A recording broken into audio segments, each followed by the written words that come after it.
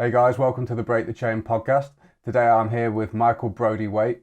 This is such an amazing podcast. You're really going to enjoy this one.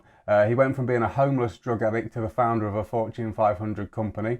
He started the first self-scheduling online healthcare app.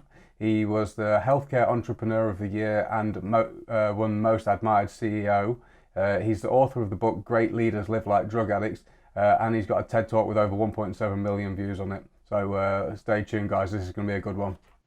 Yeah, so welcome to the show today, Michael. It's really good to have you here, mate. We both had something in common, and that is that we both thought that we was going to be dead by the age of 30. It wasn't too long ago I made a video about that, so hearing that from you, I think that's quite a common thing for practically any drug addict, isn't it? That's something that quite the commonly. only thing that's different is do you think it's going to be younger? Yeah. I mean, can you tell us a bit about your addiction?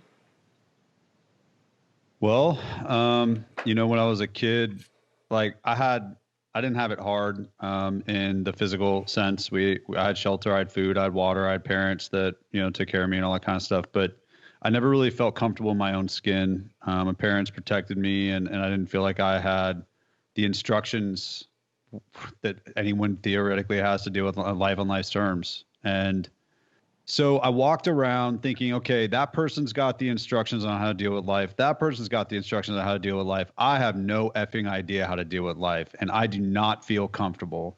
And there was a lot of emotional stuff in my household. And so by the time I got to college, I was actually really interested in how I could numb myself. And right before I went to college, my junior year, senior year, my parents sat me down and they said, you have to be careful with drugs and alcohol because your father is an alcoholic. And I was like, okay. And so he tells me a story about how he was a lawyer and he would go to the bars and he would get drunk and he'd come home at 2 a.m. And one night when I was 6 months old, he came home, picked me up out of the crib, and he dropped me. And he looked himself in the mirror and he said, I can be a father and I can be a drunk, but I can't be both. And so that's when he decided to stop drinking. Now he is the one in a million that was able to do it on his own, but he became a dry drunk and it showed up in other areas. But here I am at 16, not feeling comfortable in my own skin. And my parents tell me that I'm wired for addiction. And then soon I'm off in college where we're experimenting with drugs and alcohol. And pretty soon I get the feeling that dude, I don't have life instructions, but I know how to numb all these crazy feelings. And that's when I really started getting into drugs and alcohol. It sounds like you had really good self-awareness even at that age, considering, because with my addiction, I honestly don't think I thought at any point. I was just one day I was just like, oh, you've been on drugs for 10 years straight. What are you doing?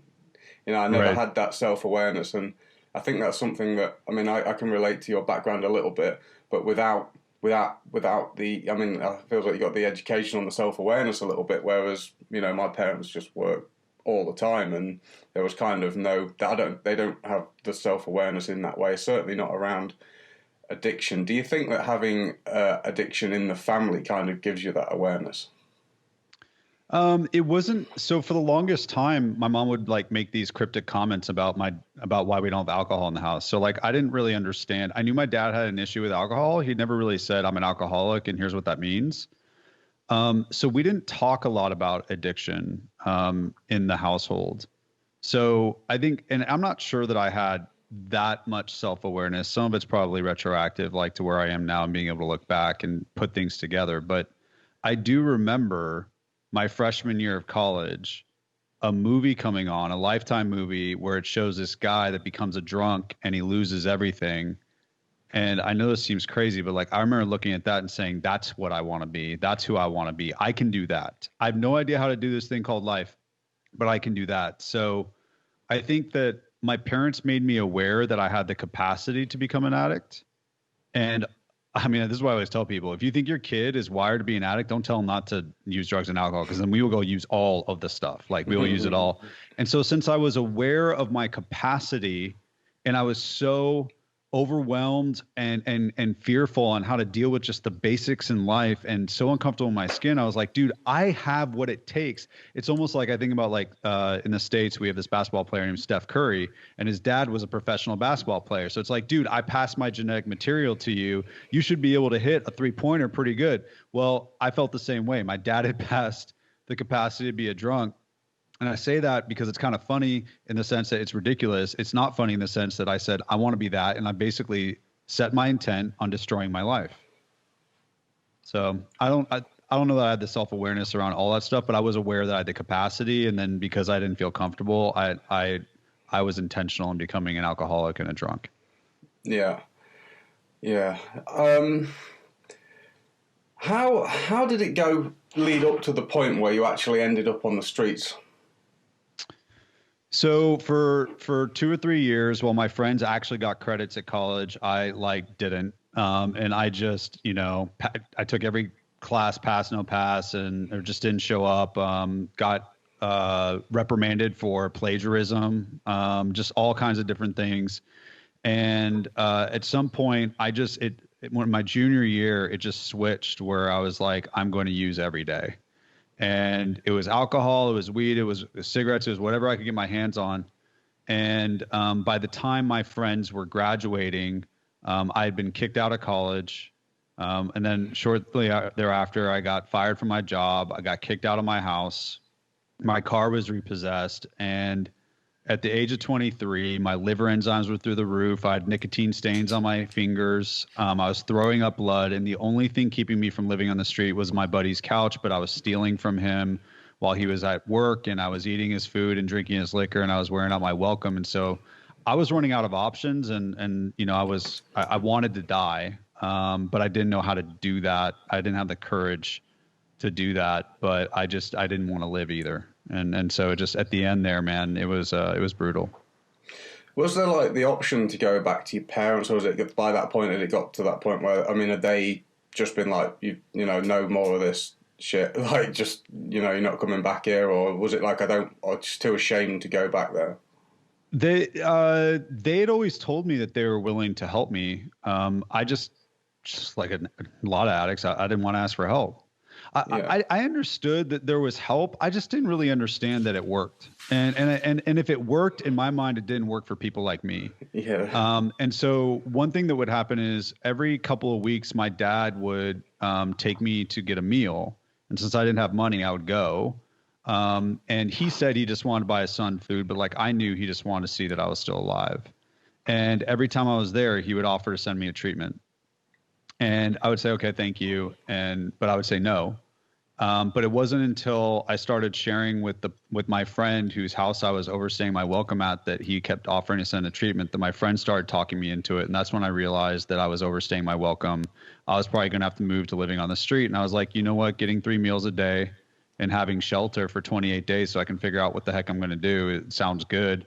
It's going to suck that I can't use, but I don't want to live on the street, so I'll go. And so like I went reluctantly, for the wrong reasons, but we have a saying in recovery, come for the wrong reasons, stay for the right ones. And I was able to stay for the right ones, and I've been clean ever since. Yeah. That's something that, that must also go through like practically everybody's head, is that won't work for me. And it just doesn't sound very appealing, does it, at all? You know what I mean? Like going to rehab, I'd love to go now. At this stage, I'd be like, it'd be wonderful, because I kind of know a bit about what it is, and it's like, and the process, having actually done a little bit of research into it, but I don't know any addict that's done research into what it's actually like doing a program or going to a meeting or the benefits or the process. It's kind of like the classic thing that you think in your head is like, to get off drugs, I've got to stop doing drugs. And that's kind of, right. You know what I mean? That's all you think about, isn't it? Can you Well, tell us I think a little bit about so that's part of the problem, right? So I think we get told by the non-addicts that there's a way to recover. But I needed to hear 27 people tell my story for me to realize that there was a possibility that I wasn't alone. And then I needed to hear, in treatment, they would bring people, the alumni that had been successful and had multiple years clean. And there's a big difference between my parents saying, hey, there's a process, there's a rehab center, but it's like, you don't know what this is like. There's no way that'll work for me. But when someone can come and actually tell my story and then talk about how they were able to achieve recovery, suddenly there's hope. And like one of the biggest things that I like to talk about when it comes to this is anybody that has an addict in their life knows that you can tell an addict to stop using until you are blue in the face and nothing changes. I say, stop using, stop using, stop using. The only time recovery happens is when you tell them what to start instead. When I woke up in that rehab facility, they didn't just give me a book and inspire me to be clean. They told me, here is a 12-step process to be exact, that you need to take in order to get the outcome that these other people have had. And we're going to show you how to use that and how to start using that process. And so between hearing my story coming out of the mouth of all these other addicts that I was with, hearing people say this process worked for me, and someone saying like, it is a foolproof step-by-step method that you can execute to get this, I kind of went in treatment from, there's no way this will ever work for me, to, oh my God, this might be my one chance to completely change my life. And I see that opportunity, and I was very fortunate in doing so. I could, I was actually sober. So I personally, I actually like left the UK and I just went to Australia and turned up there with nothing. And actually was actually like, you don't call it homeless in Australia. It's something else. It's kind of just sort of normal. People just kind of like, yeah, I've completely made poor life choices and I've basically got nowhere to go over and over again the whole time that you're there until you kind of sort your life out. It feels a bit different because it's not cold. It's always hot. So it's kind of like, yeah, it's right. all right. But right. It was like, so I was sober for 6 years and had like the worst anxiety. I was kind of always just never satisfied in the slightest with anything, and I was still drinking a lot and occasionally dabbling in drugs through that time. And it wasn't until I actually started following a process, like a spiritual process, and started doing education into, reading books about recovery and stuff, where actually that was the point where my mind changed, being like, oh, actually, I think I know how to stop doing this, and actually came to make the decision where it's like, I'm not going to do that again. And it wasn't through being sober, it was through following a process. So I mean, yep. It's anyone you got to take your hat off to anyone who does it without a process, because that's like the most painful, hardcore thing. You know what I mean? If you actually just stop doing it, and it does manifest somewhere else, doesn't it? If you don't replace that with the right things. I mean, and I had that example in my house, right? Like I will say that my dad had to work harder for his sobriety than I did because he didn't follow a process. But he also became a workaholic, at some point a rager, really codependent. And like it started to show in all these other areas. And it wasn't until I got clean that he tried 12-step recovery, and he had a really awkward experience where he would go into a meeting and he couldn't relate to the newcomer because he hadn't had a drop in 25, 30 years, but he couldn't relate to the old timer because he never worked a program of any kind. And I'm so grateful that he shared his authentic journey with me, because he became an example of it's possible, but he also showed me like, hey man, if I work a process, it doesn't have to be as hard on me as it was on him. And in many ways, and I think he would say this, although we never said it, we never talked about it explicitly, but I feel like he has survived his addiction, but I have thrived because of mine. And the difference is that I worked an intentional process in recovery that didn't give me, it didn't give me the burden of trying to figure it out. I just had to execute something that worked. And then because it worked so well to the tune of millions of people thrive, it actually really, to me, unlocked my true potential. Like I thank God every day for my addiction before I start thanking him for my recovery. It's really funny because, I had exactly the same thought as you. And I was reading your book, I think it's chapter 3, and you start talking about the X-Men. And, just before that, I just thought, man, I'm going to watch the X-Men because it's so deep, and it's so much deeper than anybody ever gives credit for, and all the Marvel stuff. It's so Yeah. deep and well thought about, because all of these things are kind of like personification of real things, like real Yeah. problems and archetypes and stuff.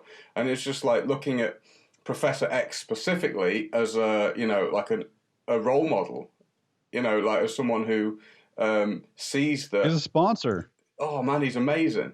He's amazing. Yeah. He's one of my biggest role models, and that's like when I've always aspired to people like that growing up. And it's like, he's seeing all these people with these essentially mutations, addictions, or like, but he's seeing them like superpowers, and some people are seeing that like that's the worst thing. But he's kind of harnessing that and allowing people, providing people with a vehicle to do good through that thing. And I've seen you do that in your own life, and through seeing people like you do it. And you always listen to these podcasts of people who've turned their life around, and you kind of like, if you never heard that and you never saw that anyone had done it, you wouldn't believe it was possible. Right. And then I think for me, like the biggest thing is, how do you bridge the gap between inspiration and consistent implementation? So like they didn't just, when I got clean, hand me the book and say, man, you can live life clean, right? There's a process to this. And so it's same thing for if you're a recovering person, like this is not a stigma. It's a fucking superpower, but you have to understand how to use it like a superpower. And it's all comes down to something that I learned in recovery, which was practice these principles in all your affairs. Well, we all say that, we all understand that. And then at the end of the day, I get all these addicts in recovery that come to me with problems that they have at work and say, what do I do here? And I'm always like, what do you do in your recovery? They're like, well, I can't surrender the outcome at work. Like yes, you can. Yes, you can. And so it's like being able to say like these skills and these principles that we learn in recovery are actual superpowers and the place where people spend the most time in their professional life. And we have to stop seeing addiction as something that we survive and something that truly allows us to thrive, and not just in this philosophical way of, oh, you're so much better. And then you hear about the addict that turned his life around and founded a company. It's like, how do we distill that down into concrete steps that allow you to reproduce the same outcome? So how do we have it so that you can thrive in your recovery the same way that we take you from addict to recovering person? Can we take you from recovering person to using your recovery to be a successful professional or missionary or leader or whatever it is? How do we make that as flawless as possible? Because I don't want to just see people that like, are the poster children for recovery because they were lucky and they were able to do all this great stuff. And all these addicts in the meetings are like, well, I don't know how I end up like that. I want to make that as demystified as getting clean was. Yeah. Can you run us through your process? What happened during your recovery? So for me, if I were to distill down, well, so let's take a step back. So one thing that when I first ended up in rehab, one of the things they had me do was create a physical mask. So it was like a mask to represent the person that I tried to portray to the world. And then they had me make a picture of like who I really am. And there was like such a big difference, right? The mask, I was like trying to be so tough, and I had all these like cutouts from magazines of like celebrities and athletes. And then, I feel like this broken little child inside. And so one of the things I learned was addicts were masks. And obviously we're like in a pandemic. I don't mean physical masks, like the masks of hiding yourself. And so the thing is that when I went into the real world, I learned that leaders wear masks too. And the entire professional world has masks all over the place. And so we talk about how we want authentic leaders, but we don't actually have authentic leaders. Like, when was the last time you heard a politician answer a question with, I don't know? Like, we don't have that. And so one of the things that I found was by systematically applying my recovery, which teaches me how to live what I call mask free, I was able to operate in my work environment in a way that was fundamentally different than other people. Like, so in my work, I've now assessed over 1,500 leaders and worked with like really big companies like Google and Dell and all this other kind of stuff. And there are 4 masks that are worn in every company around the world by its employees. So the first mask of saying yes when you could say no. Well, as a drug addict, I certainly had that problem. I said yes to all the wrong things, and when I should have been saying no. But workers say yes to meetings and projects and emails that they shouldn't. The second mask is hiding a weakness. Well, I tried to hide my addiction. When I ended up in rehab, everybody's like, you have a problem? I was like, yes, I wanted to kill myself, but I was hiding it. But in practical and work environment, people are hiding the fact that they don't know how to do this thing or they don't have a skill. I once spent 22 hours trying to hide the fact that I didn't know how to use Microsoft Excel instead of asking someone for help. The third mask is avoiding difficult conversations. So anytime that I thought someone was going to do like an intervention on me, I would avoid them. In active addiction, addicts know how to avoid difficult conversations, but 70% of employees at companies are avoiding a difficult conversation with their boss, coworker, employee. And then the fourth is holding back your unique perspective. My entire life, I've been this like sensitive, emotional dude, and I thought it was such a liability. And so I try to use the drugs and alcohol to cover that up. But one of the things I learned was having EQ actually is a superpower in and of itself. It's a unique perspective. And so inside companies, you see employees with their boss's boss in the room that are scared to share what they really think. And just like I was scared to share what I really thought when I was out there using. And so what I learned was systematically applying the principles of recovery to leadership at work will differentiate you, not just in a way that makes you just different, but actually gives you a competitive advantage, saves you time, gets you better results, helps you grow faster. And I started systematically applying these principles in my work, and my career started to just absolutely skyrocket. Yeah, I mean, on your video, you've run me through through some of the specific situations that were kind of like really crucial points in you. I mean, was it when the video store and when you created the software and you had to tell can you tell a little bit about that? Because most people would really, really struggle to be honest in those situations. Yeah, they were tough. So let's start with telling you the three principles that became the foundation of the system that I use.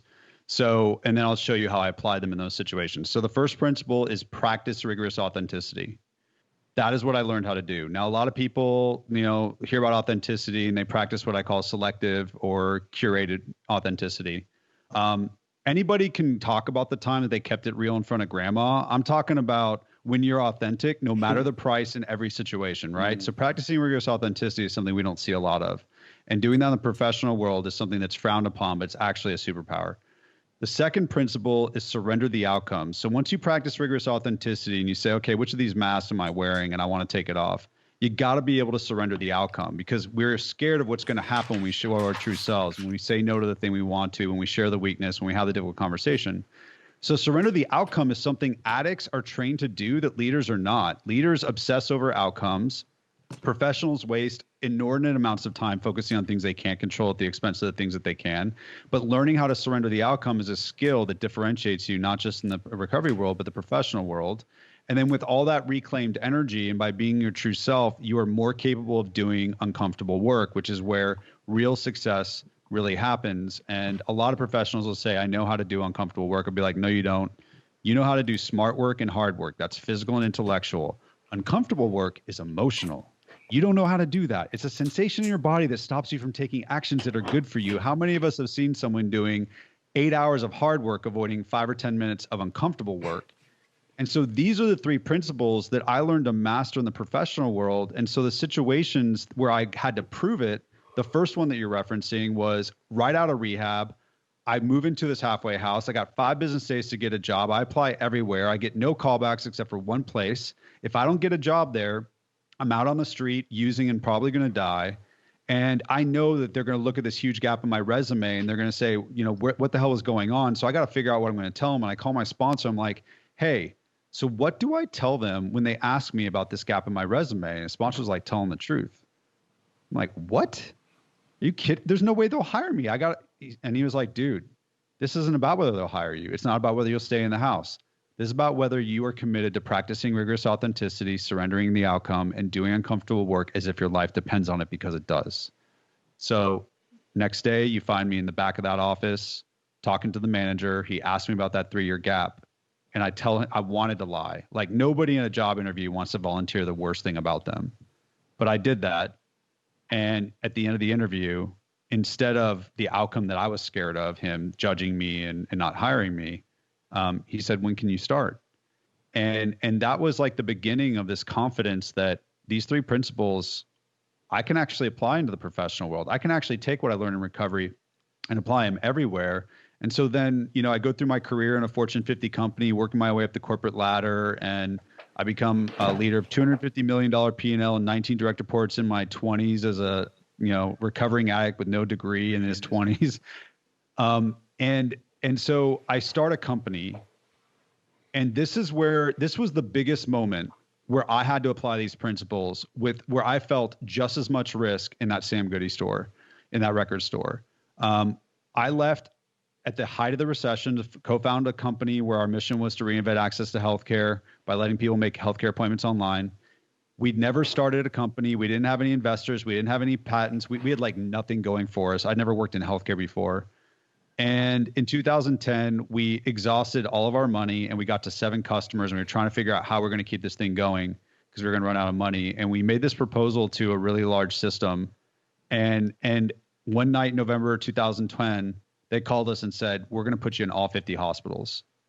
And that was going to mean that we were going to cross a threshold that most entrepreneurs never cross. 1% of entrepreneurs get to 7 figures in revenue. And that was going to help us go from a tiny, tiny startup to like a real company. And we were so excited. And then the next day, I got the opportunity to apply these principles because I got the call that our software that night of all nights had failed at their hospital.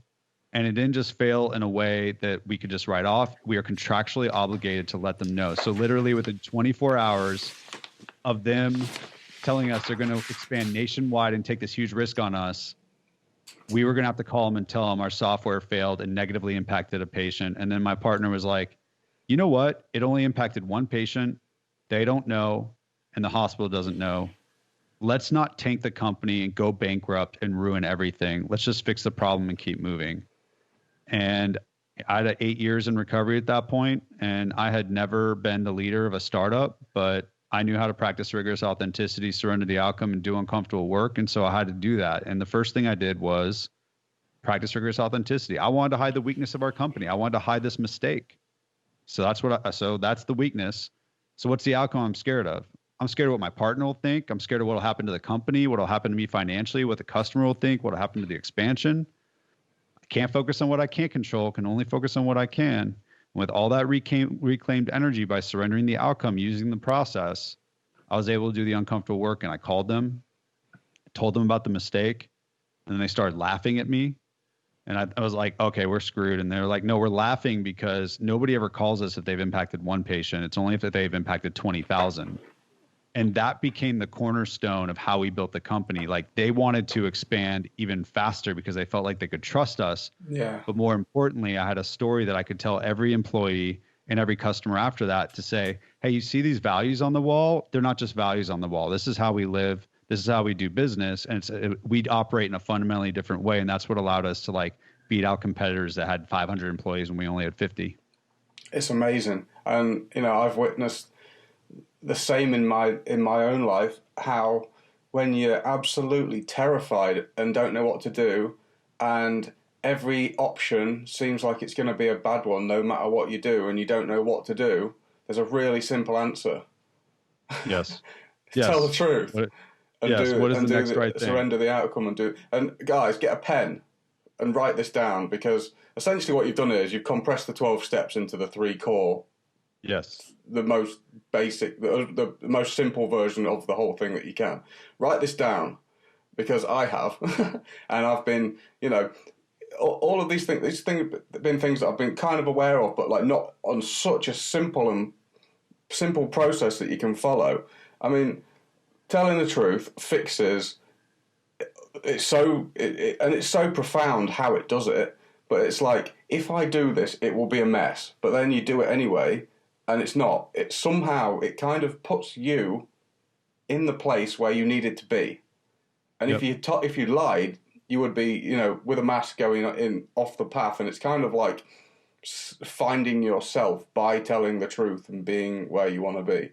And it's amazing. And like I say, it's profound, and it just gives you a faith, doesn't it? Faith in something else and telling the truth itself.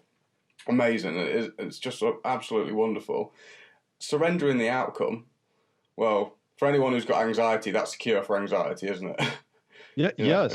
Yes. Like people walk around like most of us are overworked, we're stressed, we're tired, we're too busy, like all those things. And we think that we have to do all this stuff to get what we want on the outside because then we'll be happier.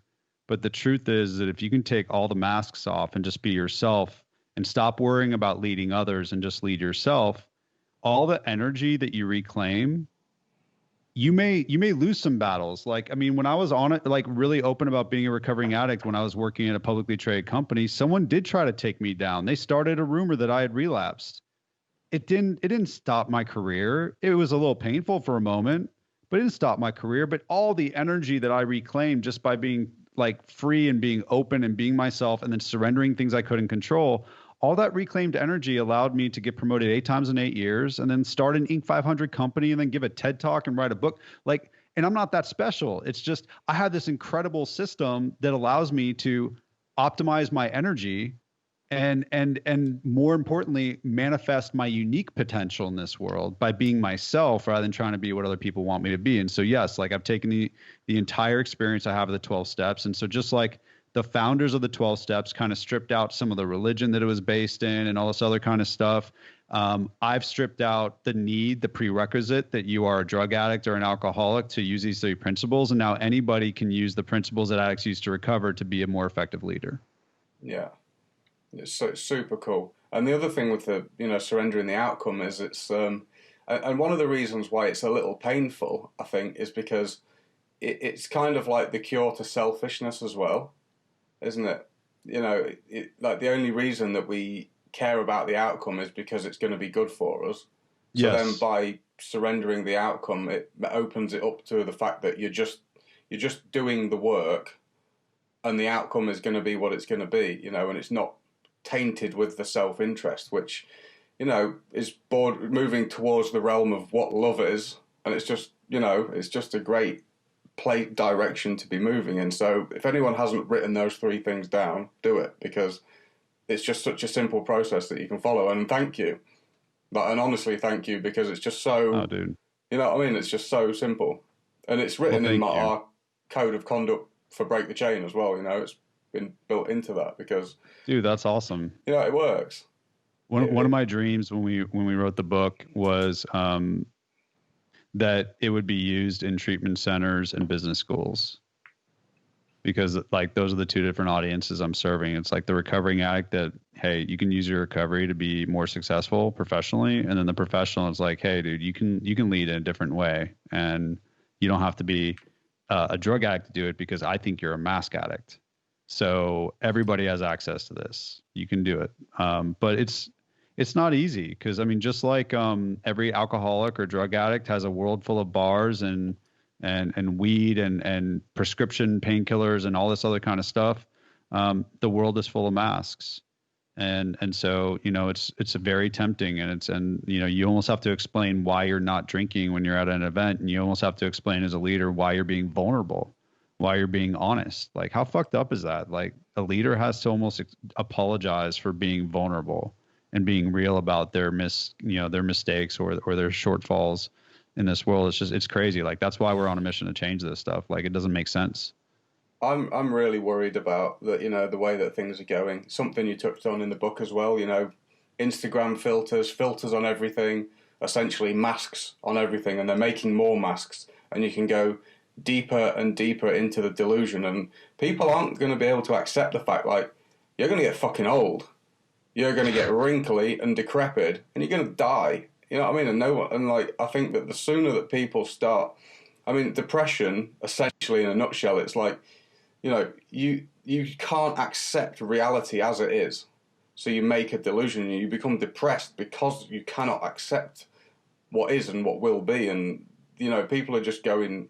I mean, they're promoting this delusion, aren't they? The whole, whatever it is that's going on at the moment is just promoting, just going deeper and deeper into that hole. And at some point, everybody's going to have to wake up from it. And it's scary because, when people can't accept that, they become quite, scary people to deal with. When you're addicted to something. We have some very public examples in my country of this right now. Yeah.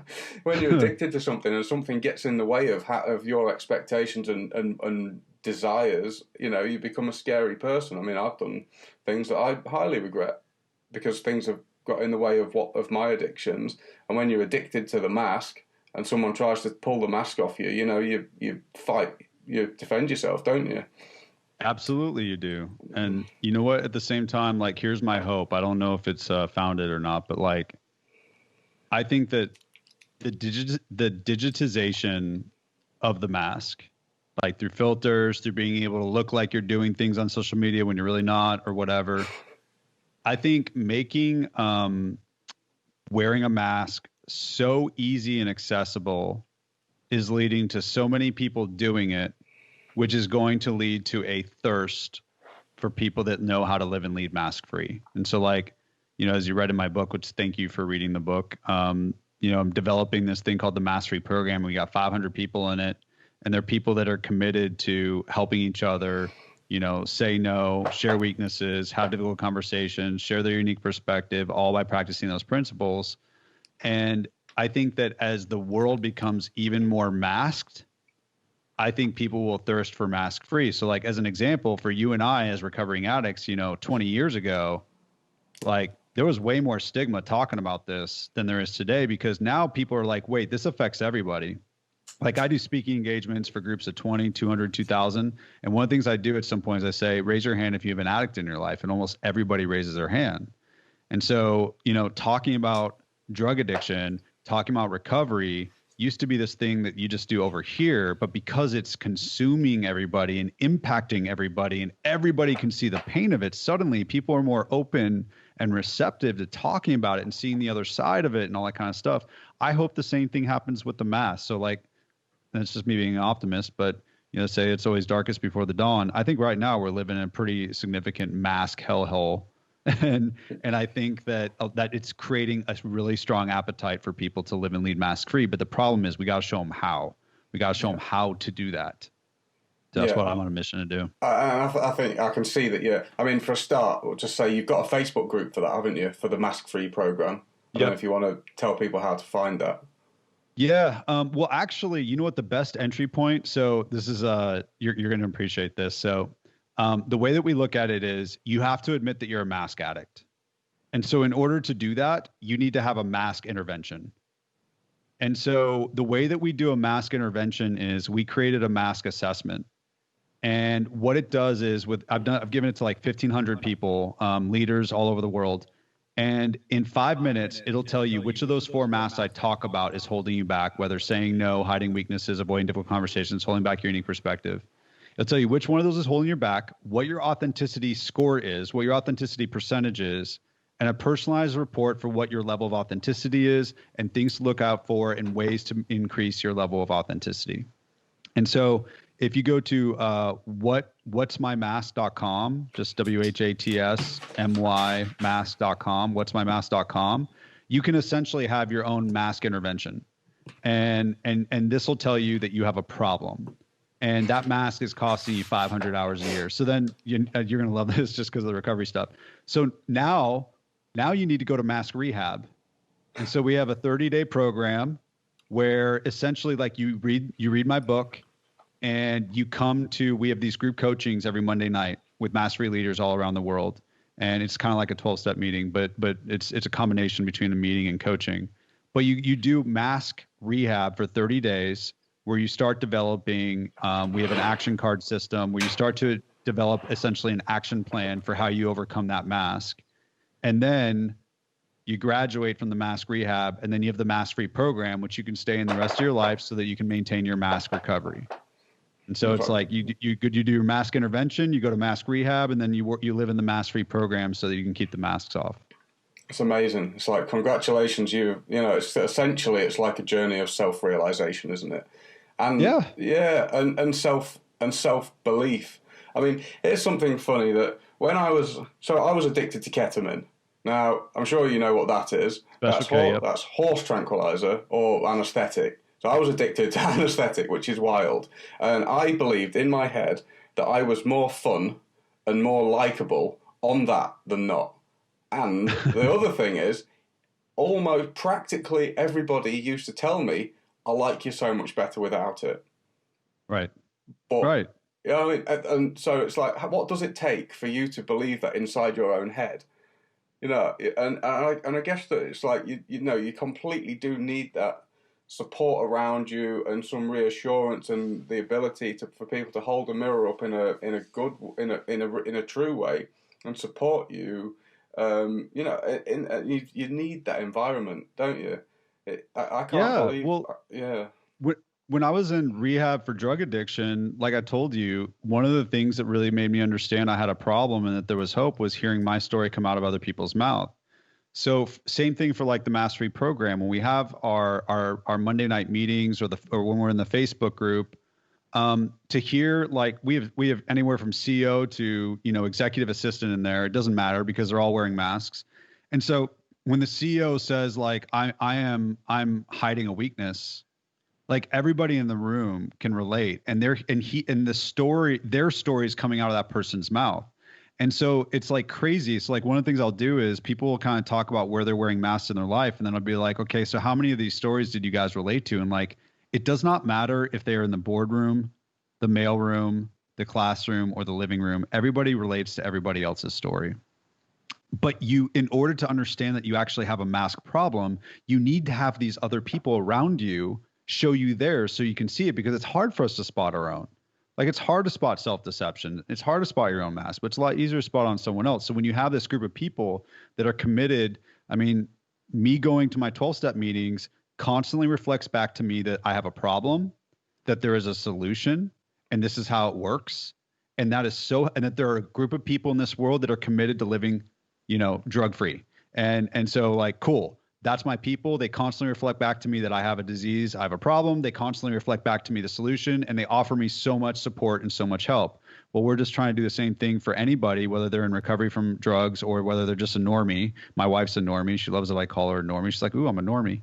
And the Mastery program does the same thing. It gives you the equivalent of the 12 steps. We have a mask-free sponsor, and you have the Mask-Free Society doing the same thing that happens in a 12-step meeting. Awesome. So here's something I can relate to that you must have had to go through, because I think I've heard you talking about, you know, kind of like, you know, coming out of your addiction and kind of having like low self-worth and not really, and having this massive quantum leap between where you was and getting just into the normal world and even just entering that like full stop. And I mean, you've done a TED talk, but last time I looked, it had 1.7 million views, which is just like, you know, so I mean, I'm sure even you're overwhelmed a little bit. Like, you know, it's kind of like, Oh I mean, yeah, no, how on earth do you go from, you know, having no self-worth and walking out of just like rehab and just being like, "Whoa, the world, what am I going to do about this?" to standing on a stage and delivering something like that? I As think. well, you know, doing a good job. Thank you for that. Mm. I think they told me in recovery, if I want to build my self-esteem, I have to do esteemable acts. So I think one thing is the actions that I take are different in recovery. And as a result, my thinking has changed. But I think I would be lying if I said that I'm sitting here with all this like self-worth and confidence. Like the truth is that when I was on that stage, I was terrified. When I was on that stage, I didn't feel worthy. And when I was on that stage, I assumed that everybody was going to reject what I had to say. I think one of the keys is, you know, like someone has a great quote, like the courage is not the lack of fear, it's the willingness to walk through it. And so for me, I think that I've always, as a recovering drug addict, I think I've always carried around this feeling of lack of self-worth and I'm not enough. And then as I started, you know, I became an Inc. 500 founder, 3-time CEO, even the TED Talk, I always feel like, oh my God, I'm an imposter. I think the key is to talk about it and to apply these principles to it. So for example, when I am coaching people in the Mastery program, I feel this temptation to be the expert. So when I am scared or I make a mistake, I don't want to share it. Well, that just perpetuates that feeling of feeling not worthy. So like, for example, I was doing the speaking engagement for Google, and it was right when all the social justice stuff started going off here in the States and then around the world. And I felt like my topic wasn't worthy of discussion. And so the first 10 minutes of the speaking engagement, I like almost just like went through the motions telling my story. And then we got to some Q&A and people were asking me about like wearing masks. I was like, actually, you know what? Up until now in the speaking engagement, I've been wearing a mask. I've been holding back my unique perspective because the truth is that I am scared that talking about masks and talking about recovery and leadership is not worthy of this audience with the other topics going on in the world. And so I've been holding back. And so the ability to share that weakness and that fear, that's what allows me to feel confident when I'm on the stage, because I'm not trying to be something that I'm not. And so whenever I am feeling insecure, whenever I am feeling unworthy, whenever I make a mistake, if I'm willing to share it, then I'm just sharing me, and the chips fall where they may. Now, we all know that people actually want leaders that are accessible and authentic and willing to own their mistakes. And yet all the people are worried that if we do that, nobody will love us. But the truth is that guy that went to rehab, I'm very different than him, but in some ways I'm very similar. I still carry around a lack of self-worth. I do not feel worthy of my accomplishments. I don't feel worthy of my resume. I don't feel worthy of my fucking LinkedIn account or whatever. I don't feel worthy of that TED Talk.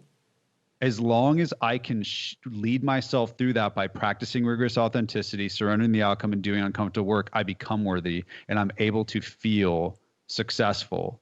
I'm not ever going to just walk around and be fixed and like feel like, oh, I've got it all together now. But what I am confident in is I know a process to share who I truly am so I can feel worthy of whatever happens next. Does that make sense? Yeah, totally. I mean, I've got a theory, and it's that kind of like information is like, in itself is hollow without the relatability. Do you know what I mean? Like, and this is one of the things that would never get me, or would never have got me through the door of a meeting, because I mean, this is part of what I'm trying to build. So at the moment, one of the projects I'm doing with Break the Chain is we're building a website with a platform, and we're having loads of people like us who are sharing our stories and content like we do on our Facebook pages or whatever, but all through the same website. And the angle is that kind of like, as soon as you land on the page, it's like, look, we know that everyone suffers, and we know that you're unique and that you can't relate to everyone, but we will have someone that you can relate to on this website.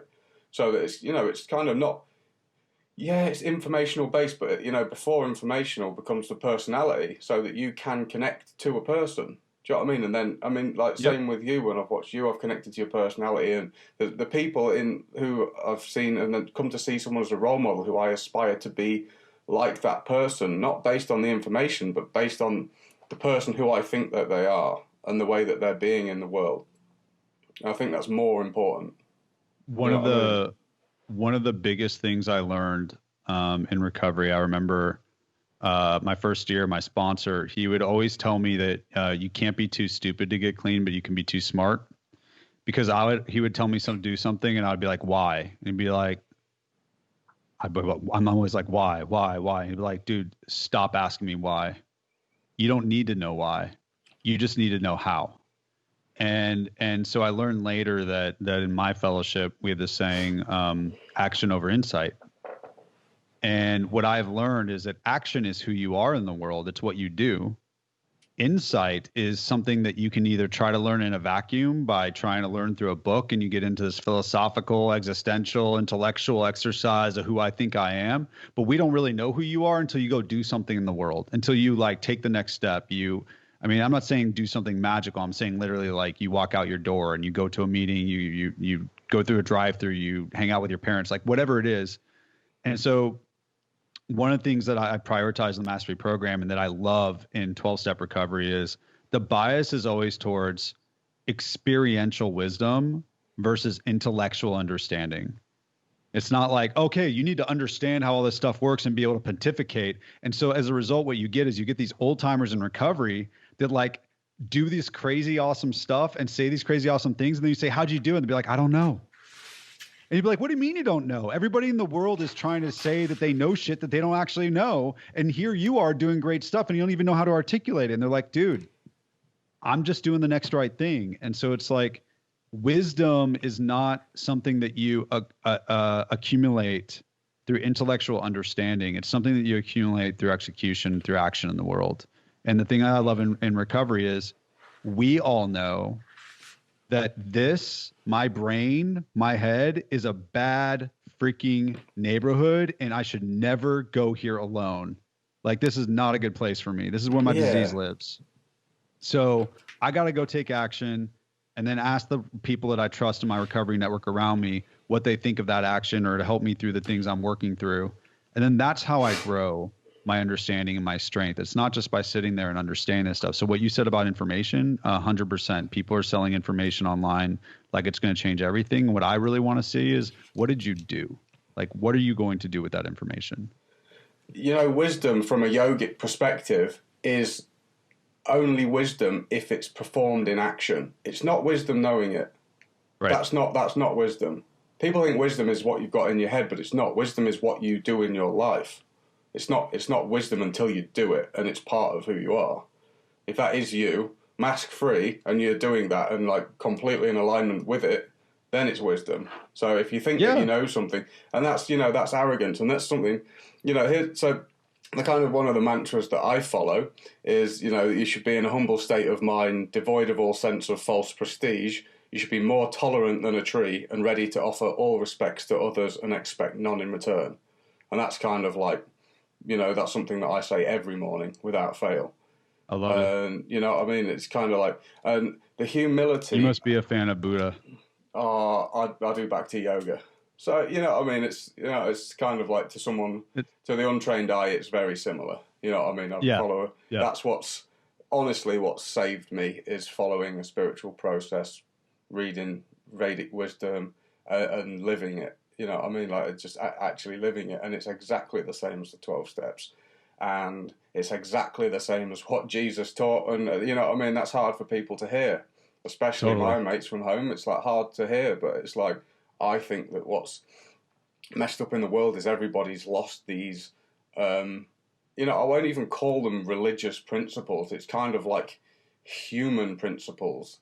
It's kind of like the principles that stop you from being selfish and teach you how to love people without it all being about you, without us being the center of everything. You know what I mean? And people think that it's a good thing to be like kind of proud. But, in spiritual life, it's about, if you stay away from pride, because pride's dangerous, because pride just leads to arrogance, and people are like going around all shameful. But the things that they're shameful about, it's because they're not being themselves. So, take the mask off, find yourself, and then your actions aren't likely to be shameful. But, just operating from a place of humility, and it's such a safer platform to operate from, because like you were saying in that talk, or just generally, I mean, sometimes me doing what I'm doing, I do not feel like an expert in anything, yet some people view me, or beginning to view me that way, and I'm scared of that, because then I start thinking, that's what made me like literally just now trust you a little bit more. Yeah, right, but because you just admitted that you're human. I mean, sometimes you start thinking, especially if you make a video or you're writing a blog post, or you know what I mean? I hate the ones that I hate the most in a way. It's kind of ones where I try and put something clever out there, and I do the research. And sometimes when I do research and I put out like a small scientific document and I post that, and I kind of feel like a fraud, because and it gets way less engagement. And honestly, it's a really good piece of writing. It's like really informational. It's great. But I haven't told my story. And the one, my post that's performed the best was the first one I ever did, and it's when I told my story for the first time. I told everyone, I was like, look, I'm a drug addict.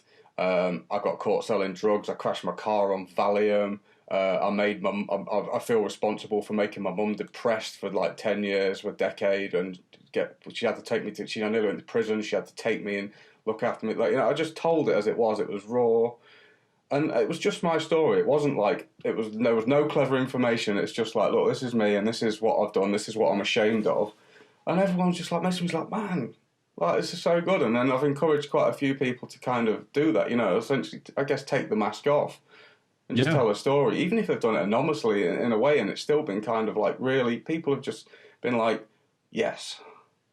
I had a friend. My friend, he was a heroin addict. He'd gone, and as soon as someone's on heroin, it's kind of like, you're done. You're out of my life. Just no, don't trust you at all anymore. And I relate to that because a lot of people who I know on heroin have turned really dark and done some, not that they're a bad person, but like through that, disease that they've gone to a really bad place. Anyway, my friend told his story, and he'd actually got clean at that point. So it's kind of that in itself is a miracle. Anyone who gets off heroin is just like, you're a legend. Yeah, seriously. Like, wow, because that can't be easy. But it's like he told his story, and it was so gnarly that everyone was just like, oh my God, Ed, like, what? Wow. I'm just like, I can't believe how tough your life's been. Like, I'm so sorry that I ever judged you. And it just shows you, like, just judging people and their situations, you don't know what shit that people have been through sometimes. No. And I think that for every person that does like what your friend did or what you did with your first piece of content, for every person that actually takes off their mask and shows who they truly are, there's like another 100 people that are showing you a heavily curated version of themselves with an attempt to manipulate the way that you perceive them so that they can gain something, whether it's a like, a dollar, whatever, a vote. And so the thing is that we are getting sold all this mask crap day in and day out. And so when someone takes it off, we can't relate. We can't relate to the motivational speaker that says they have all their shit figured out and they're going to fix you. We want to believe them because we want to believe that we aren't actually destined to be imperfect beings. We actually want to like solve all of our problems. But then when someone says, dude, I am just like you, or I've done these things or whatever, and they tell a genuine story, suddenly you go, shit, man, it's okay for me to be a human. Because you can't see yourself in the motivational speaker, which is the reason you go to their workshop, because they give you the promise of being superhuman, and you walk out of there all pumped up, and 6 months later, you don't do anything different. And it was nothing other than like sugar or a short-term high. Yeah. But when you see someone truly share their humanity, the way that so many of us in recovery learn to, because we can't hide. If we hide, we die. If we hide, we die. Most people have not learned the skill to share themselves no matter what, because most people aren't going to die if they don't. They're just going to have the life that kind of sucks versus the one that they could have had by being themselves. But you and I have to, or we die. And as a result, people are going to be drawn to that because we're not out here saying we're better. We're saying we're human. And that makes it okay for you to be human. And you can see yourself in that story and then you connect to it. I've had the same thing with my content. Whenever I try to be all hype and I try to like, be Tony Robbins or whatever, like it doesn't work. And my wife is like, you're trying to be Michael Brody-Waite instead of just being Michael Brody-Waite. Yeah. And I'm like, what's the difference? She's like, dude, I can tell when you're trying to talk to everybody and when you're just talking to one person, because I've watched you talk to just one person. That's when you're really carrying your message. I'm like, shit, man. Like I have a Michael Brody-Waite mask that I put on. The version of me that I think people, the authentic mask-free guy, I've actually got the mask of what that looks like in my head. And I try to be that. And so like anytime that you can take off the mask, you share your story, you're real. Most of us, not all of us have been like caught trafficking heroin, doing heroin. Not all of us have done all the things, but pain and joy are all relative and internal. We can all relate to the way it feels. Relate to the way it feels. There's a couple of things. I mean, I really, and this is something you kind of like advocate as well, is like I really, certainly in this moment now, because it's okay, but I really am happy that I'm a drug addict and that I have the experience that that's given me, because you see through the bullshit of this entire world and certainly consumerism, materialism, and lust and desire, and you see it's like it's all just drugs. It's all just a high, and that's 99% of people are simply chasing a high and looking at things on a very short-term thing, very rarely looking at the bigger picture, and it's just like, oh, that's going to make me happy, that's going to make me happy, and it's just this chase of happy, and just like, and you're just following and getting led up down some track, just chasing happiness, and you never get it, do you? Really, you grab it and it slips. You grab it and it slips, and you kind of see that everything is more or less like a biochemical, like drug-fueled mission in life, and you rarely putting that aside to do something good.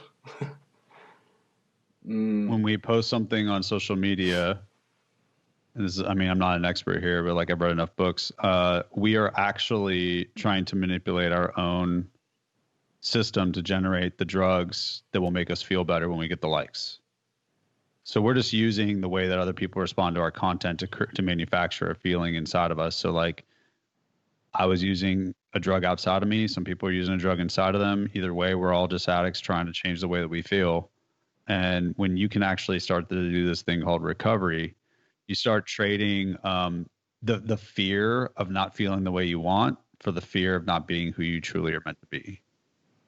Here's something where you might actually be able to help me out in a situation and give me some advice, is because as I'm as the Break the Chain is, you know, developing and blossoming, I'm kind of getting to the point where it's kind of like, you know, I can be a bit outspoken, and sometimes I guess I haven't always been so surgical and careful with my words and what I'm saying. And you know, when you just start doing a podcast, you start watching it back and you hear what you say, you're like, ooh, oh my God, did I say that? Did I, you know, I don't even believe that, but I said it, and why am I saying that? But as it's kind of unfolding, it's kind of like getting to the point where it's like, you have to be politically correct to a degree. You have to, do you know what I mean? You have to kind of, and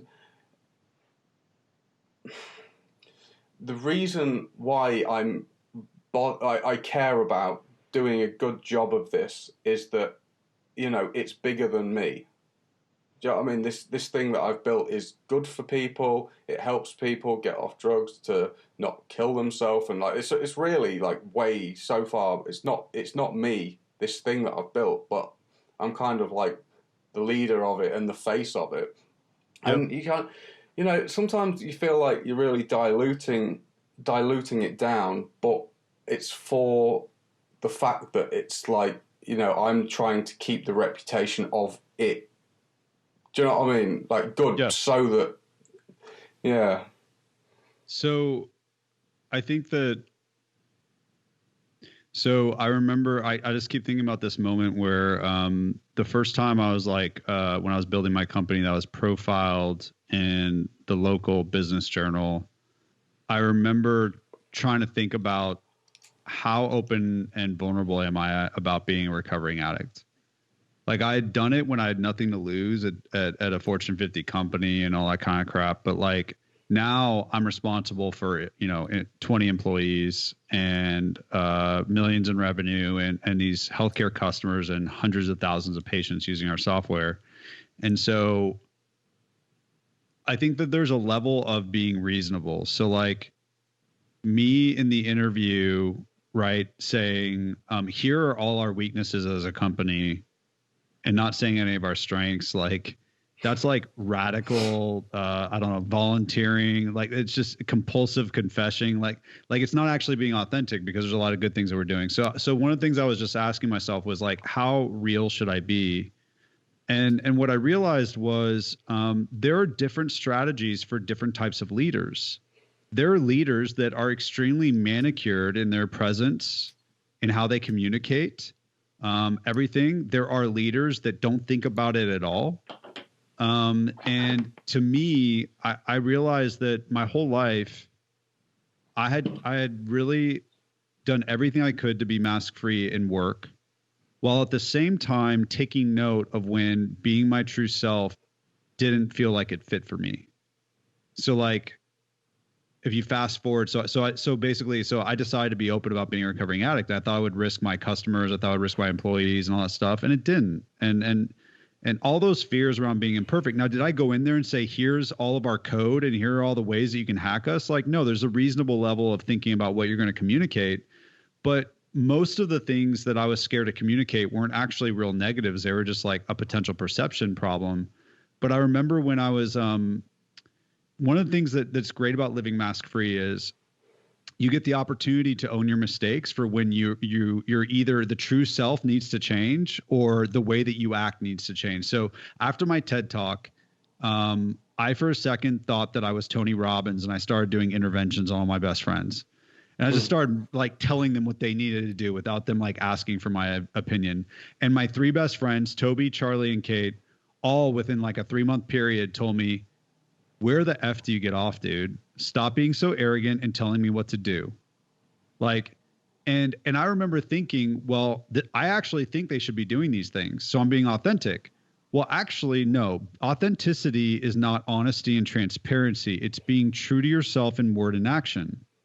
And at any point, I have the freedom as a dynamic human being to change what my value system is, especially as I get feedback in the world. You run around naked and you get locked up, you might want to change how you feel about wearing clothes in public, right?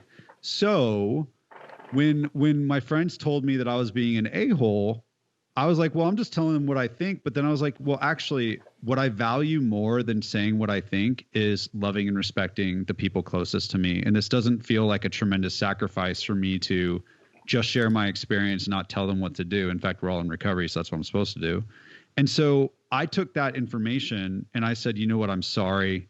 I own this part of me and I want to work on it because it's a part that I want to work on. So for you as a leader of your company, what I would say is, be true to yourself, but be teachable when who is true to you doesn't actually work for you. Not when it doesn't work for the world. Fuck the world. But when it doesn't work for you. If they had told me they don't like the way I'm acting, and I was like, well, I don't want to change, then I wouldn't have changed. But I realized that's not who I want to be. That's not what I value. So I want to go ahead and make a change. So you as a leader of your company, you can, if you want, the way I look at it is you can err on the side of being true and not worrying about being so manicured.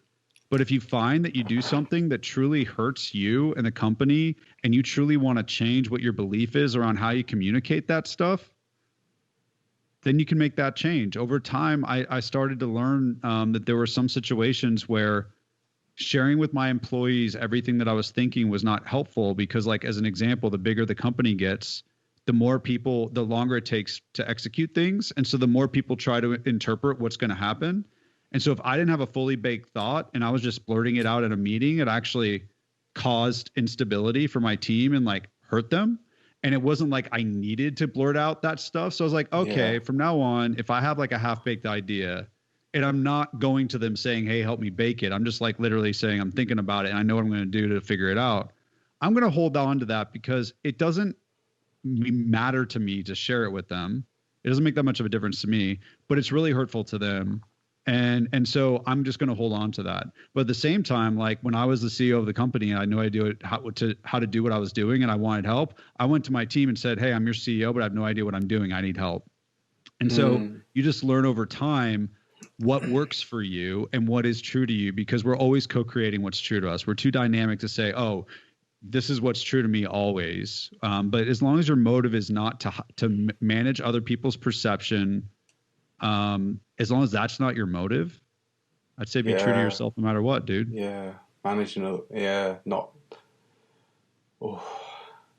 There's so many things that are kind of like, so many like little points. But, you know, not worrying about other people's judgments. But if you're looking after a company and, you know, and this company serves a greater good, I mean, I feel like it has to come down to being conscious of what is the good and right decision to make in that exact moment not for just you. You know, like right, but what you can't do is you can't let the greater responsibility stop you from being yourself. So when I had that interview for the Business Journal, there was no business benefit to me disclosing that I was an addict. But my sole motivation in wanting to hide it was just my fear of what people would think. Now you contrast that with me being in a meeting with my team. My motivation is not fear of what they'll think, like in terms of me. My motivation is, there's a way for me to love them and I have no need to express this. Like I wanted to express that I was an addict in the Business Journal. I don't need to express these half-baked ideas in this meeting. And so I can't use the greater good as the excuse to stop being myself. But at the same time, I do need to use the feedback I get in leading for the greater good to make me the best self that I can be. Did I say things that absolutely put the company at risk? Yes. When we were under contract to sell the company and we were going through the process, my investment banker said, under no circumstances should you let your team know that you are putting your company on the market until you have an offer. It'll ruin everything. We have to go through the next 9 months and you can't tell them. So my motivation, if I didn't tell them, is I'm scared of what will happen to me if I tell them, right? So I told them. My investment bankers hated me. I brought everybody in. I said, guys, like 50 employees at this time. And I said, guys, we were putting the company, up for either a growth round or to straight up sell. Here's what's going on. I have a commitment to communicating to you. I'm personally scared that you'll leave or that you won't trust us. But so I want you to tell me what you're thinking. And there was this whole thing. And we made all these updates. And we were the only company in the history of this banking firm to ever do that. Because my motivation in telling them wasn't how do I benefit. It was how do I do what's the next right thing, right? Yeah. But a lot of times as a leader of a company, I will not want to communicate something out of fear that it'll hurt me. In that meeting where I didn't want to share my half-baked ideas, I didn't want to hurt them. And I didn't have a need to express it. So I think think about your motives. Don't think about the risk. The risk is if your motives start driving the bus as opposed to your heart and your true self. Comes back down to surrender the outcome, doesn't it? It does. I mean, dude, there's no difference between when I told that customer that we failed and me telling the newspaper that I'm a recovering addict. It felt like the next right thing to do, and I was scared to do it because I was scared it would hurt me. I mean, there's a lot to, doing the right thing. I mean, I think that a lot of the time we know what the right thing to do is. If we really, really ask ourselves and not operating from an emotional place, because that's something that I get taught is just never make a decision from an emotional place. It's never going to work out well. But then if you kind of pull yourself out of that emotional place and ask yourself what's the right thing to do now, I think usually we can kind of figure that out. It's just not easy. It's not easy to do the right thing sometimes. I mean, one of the things I got told is kind of when you start telling the truth, you kind of get on a telling the truth trip. Like you were saying, then you kind of just want to start telling the truth. It kind of feels good, look how good I am for telling the truth. But I got told, just don't use the truth like a sledgehammer, because sometimes the truth hurts people, You can smash people with the truth. And sometimes it's like, if it's not good for them, don't tell them. If it's bad for them to, This stuff can seem pretty black and white, but there's actually a lot of layers. One of the things you learn when you're doing an 8th and 9th step in the 12-step program, when you're making amends, is accept when to do so will harm others, yourself or others. And so I had an amends that would have made me feel better to make and felt like the right thing, but it would have hurt the person. And it didn't help them to know the information.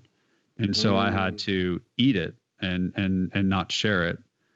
So these things get complicated. And for me, you're right. The emotions are not a good driver for these decisions, but for me, my intellect isn't a good driver either. The way I learn how to do the next right thing is a series of trial and error where I take actions trying to identify with what I feel guided in my gut to do as the next right thing. Use the people around me that are closest to help me integrate learnings and get counsel so I can try to see, is it my head? Is it my emotion? Is it my gut? And it goes back to what you and I were talking about earlier about wisdom. Now I more or less have a guidance system in my gut that tells me what the next right thing is when it's not very clear. It's not my brain. It's not my emotion. It's my gut. And it's something that took a long time to cultivate, and just saying, okay, I'm going to take this action. I'm going to be thoughtful about it. Talk to my friends. What can I look at? And then take the action, get the result, and go, what can I learn? And be like, oh man, I knew in my gut I shouldn't have done that thing. With that story where I ended the book with the Tale of Two Divorces, and I hired the person that I shouldn't have hired. My gut was screaming, don't hire this person. Do not hire this person. But my brain was saying hire them. My emotion was saying hire them. But my gut was screaming the same way it screamed when I married my first wife. It was this isn't a good fit. We shouldn't be doing this. And so you just got to learn that stuff, because sometimes these things aren't as clear. Yeah. But surrendering the outcome is all about learning how to trust that gut. Doing uncomfortable work is all about how to trust that gut, because those things are about taking these existential and intellectual, philosophical things and break it down a very simple guidance system. And I think that's one of the problems with being an addict and being intoxicated is you can't tune into those feelings. You kind of lose access. You lose access to the right decision. It's we're like an athlete that broke their leg and they have to relearn how to make their quads fire. Yeah. Like that gut that we have to go through. I mean, rehab isn't just for the mind, right? We got to connect back to our body when we're in rehab. Yeah.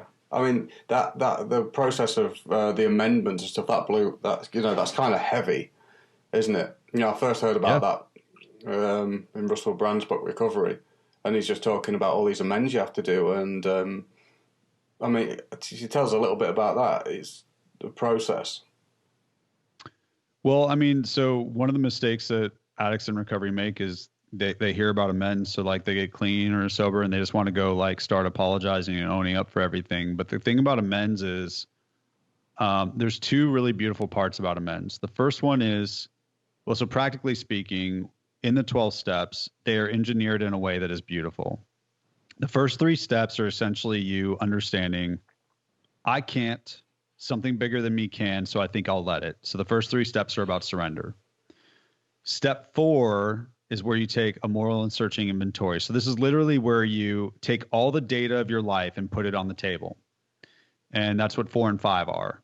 Steps 6 and 7 are about looking at this data and looking for trends and saying, okay, these are the character defects that I have that cause harm in my life and caused all these problems that are on this table. And so then the steps after that are 8 and 9, where you go make amends. And so there's 2 really beautiful things about these steps. The first one is, if you do the steps before it, you're actually amending your behavior. You're not just apologizing for it. Like, don't ever, like one of the things I was taught was don't ever go make an amends until you have changed the person that did the harm. So it's not just, I'm sorry, it's I'm amending the behavior. The second thing is looking for a way to make it right. Yes, restitution, trying to do more than just say, I'm sorry. But the second thing that's really great about the amends process is it's where I learn the difference between my side of the street and other people's side of the street.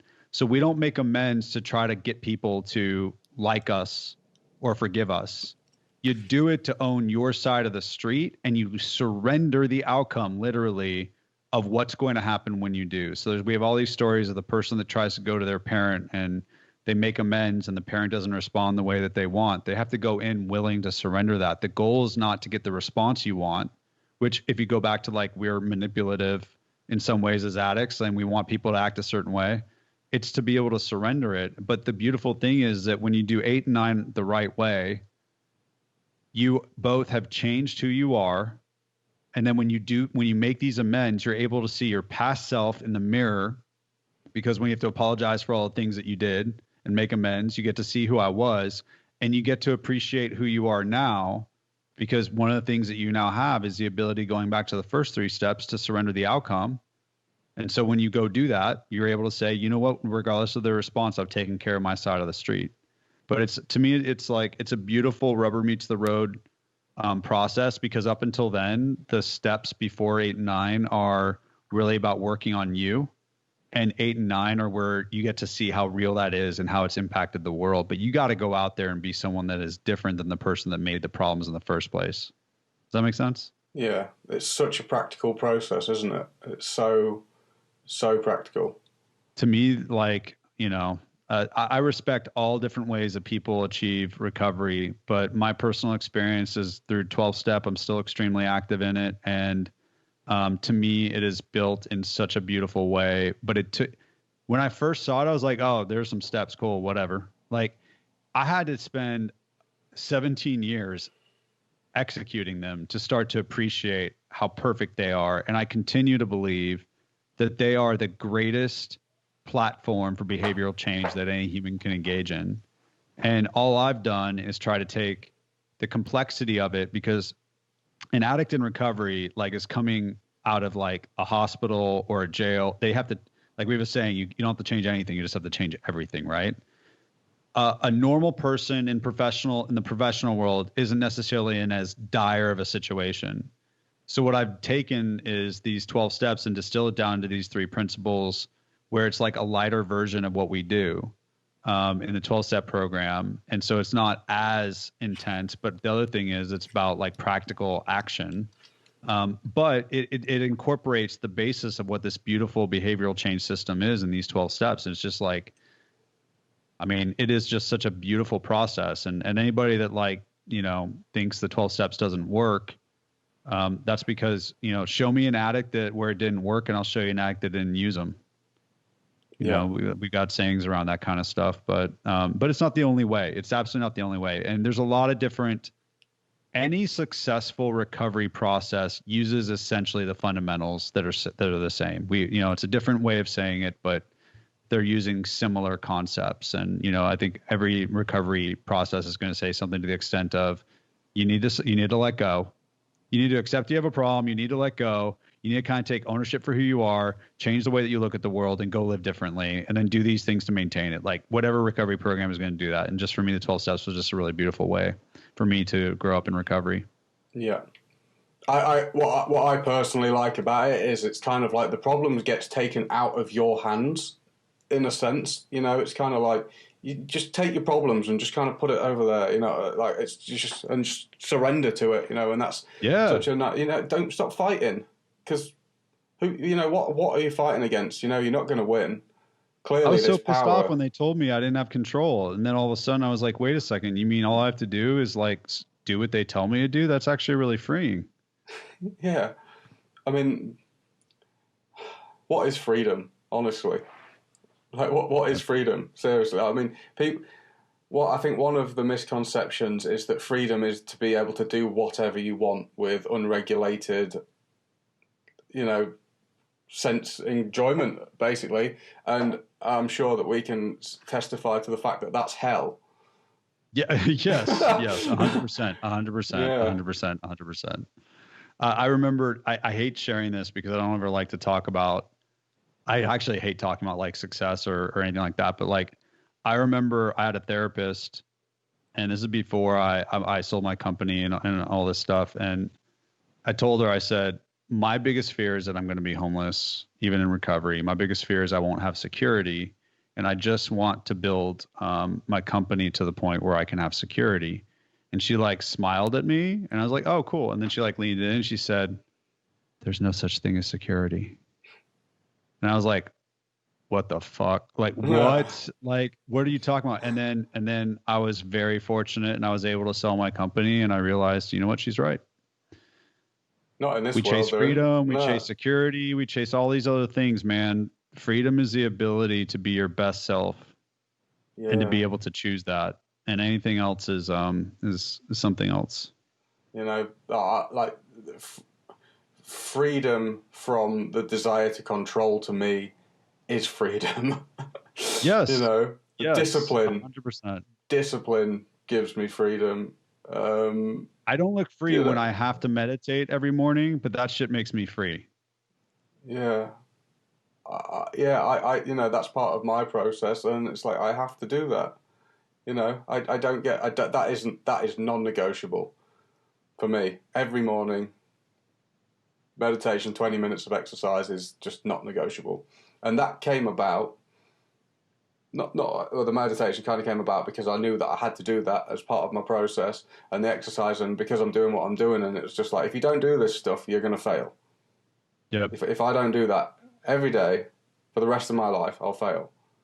And I've accepted. And you might say, oh, well, that's not freedom because you have to, you know what I mean? But the fact that I'm not a slave to drugs, and that I now get to choose things, and you know, I mean, we can get real philosophical. If you need oxygen, you're not free. If you need to eat, you're not free. Like, I mean, where are we going to draw the line, right? Like, oh, if you're relying on inhaling more oxygen, you're not free. It's okay. Well, you're dead. If you need to eat in order to survive, you're not free. Well, like, okay, don't eat, then you're dead. So like, it takes what it takes to be free, and freedom is something that only you can define for yourself. And I think those of us in recovery have an extreme appreciation for just how diverse freedom can look on the outside, but just how consistent it can look on the inside. the conclusion that I've come to is the freedom that I have is I get to choose whether I decide to see myself as the center of everything or I see myself as a very small part of a bigger picture, and then whether I choose to have the wisdom to act upon that. That's about as far as... That's a good adaptation of the Serenity Prayer. I like it. Yeah. The Serenity Prayer is really nice, actually. I mean, can you say it? I probably can't nail it off by heart. God grant me the serenity to accept things I cannot change, the courage to change the things I can, and the wisdom to know the difference. Yeah. I remember we would get in a huddle in rehab and we would chant that before every meal. And I remember the first couple of times I would like stand on the outside and be like, you guys are dorks. Like, what the hell are you doing? And then I started listening to the words. Like, I swear the first like 5 to 7 days in rehab when they would do that chant, I literally didn't listen to the words. I was too busy judging them for doing a chant. And when I started listening to the words, I was like, wow, what freedom if I could actually live those words. Yeah. What for any addict or mask addict or anything, I tell you, it's funny because you're going to have to get over the fact that you don't want to do some dorky stuff if you want to get over it. Like when I walked into my meditation thing and doing mantra meditation and they're like singing and I'm just like, no. If my friends see me doing that, I'm done. You know what I mean? Like that is, it's weird and it's just like, I didn't sing at school. Everyone's singing in assembly in the morning. I just sit there and be like, I'm not singing. And I sing all the time now. It's great. Yeah. Recovery teaches you can't save your face and your ass at the same time. No. Yeah, man. Yeah, I think we've done an hour and a half, mate. I think that's we're been good. Great. Yeah, dude. But dude, thank you. Like this was awesome, and you are just like, it is obvious you are just a good dude, and I love your heart, and I love the platform that you're building, and I hope we get to stay connected. If there's anything I can do to support you, please let me know. Yeah, well, after we've done this, I'll have a quick chat with you and we can talk a little bit more quickly about what I'm doing. But we'll sign the podcast off for you guys so we don't keep you hanging about. Do you want to tell everyone a little bit about your book? Because it really is, honestly, it is actually good. You know what I mean? Like it really is straight to the point, direct, and very well written. So. Oh, thank you. Yeah, so it's called Great Leaders Live Like Drug Addicts, How to Lead Like Your Life Depends on It. And it takes these principles that we've been talking about and lays them out in a step-by-step system that you can execute in 1 minute a day so that you can reclaim 500 hours a year just by living and leading mask-free. You can get it at greatleaderbook.com. You can look just for Michael Brody-Waite, BRODY-WAITE, pretty much anywhere on the internet because that's a unique last name. I got my ass kicked for 25 years because of that last name, but now it's helping me from an SEO perspective. But the book I wrote this book to help one person be able to implement easily what has taken me 17 years to figure out on my own. And so I did not want to write a book that just told stories, and I did not want to write a book that just gave inspiration. This book is all about implementation. And so if you want something that's going to change your life 1 minute a day, this is going to change your life. So if you've been thinking about getting clean and you've never done the research, just read that book. It's probably a good place to start. Yeah, it'll tell you a lot about recovery for sure, and it'll also show you that there's more than just surviving. Yeah. All right. Thanks cool. for having Thank me you on, so dude. much, Michael. Nice one, mate.